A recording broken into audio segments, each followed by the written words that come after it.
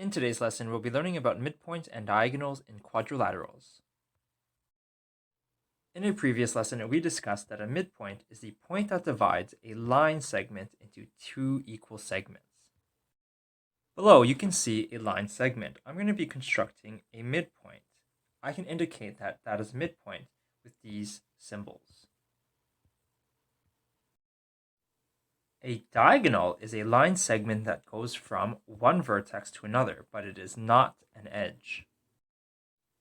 For example, this would be considered a diagonal, and this would be considered a diagonal.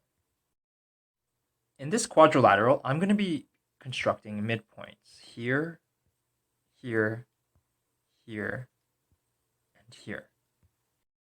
Once again, I'm going to be indicating that these are midpoints with these symbols.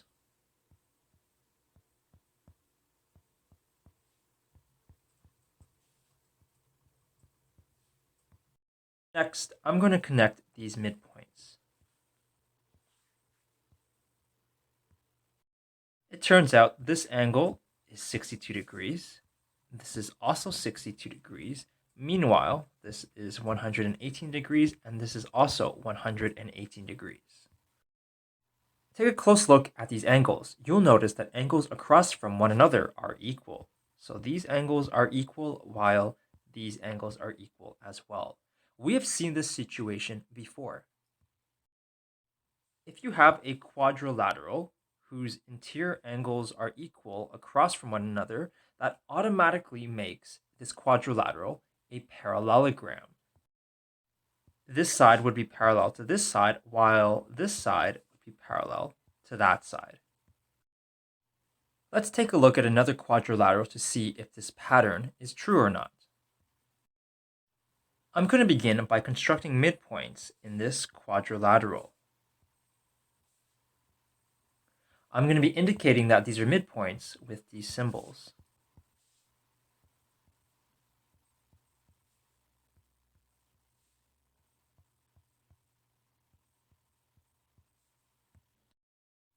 Next, I'll be connecting these midpoints with lines.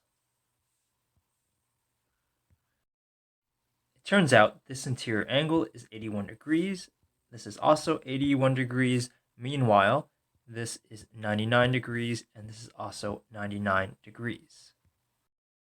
You'll notice again that angles across from one another are equal, which makes this quadrilateral a parallelogram. So that would be parallel, and these would be parallel as well. In conclusion, joining the midpoints of these sides of any quadrilateral produces a parallelogram.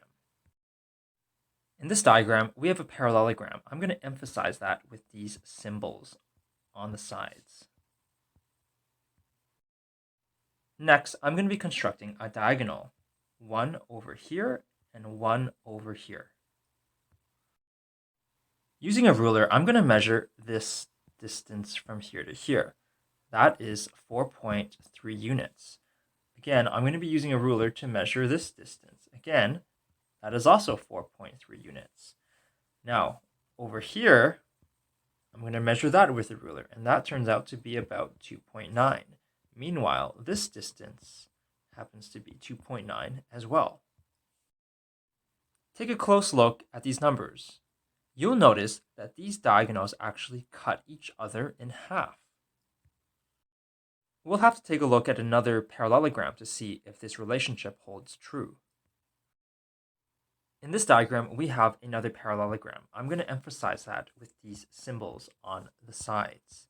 Next, I'm going to be constructing a diagonal from here to here, as well as from here to here. Using a ruler, I'm going to be measuring this length here. That happens to be about 4.7 units. This distance again happens to be 4.7 units. Meanwhile, this distance here is also 4.7 units, and this distance over here is also 4.7 units. Take a close look at these numbers.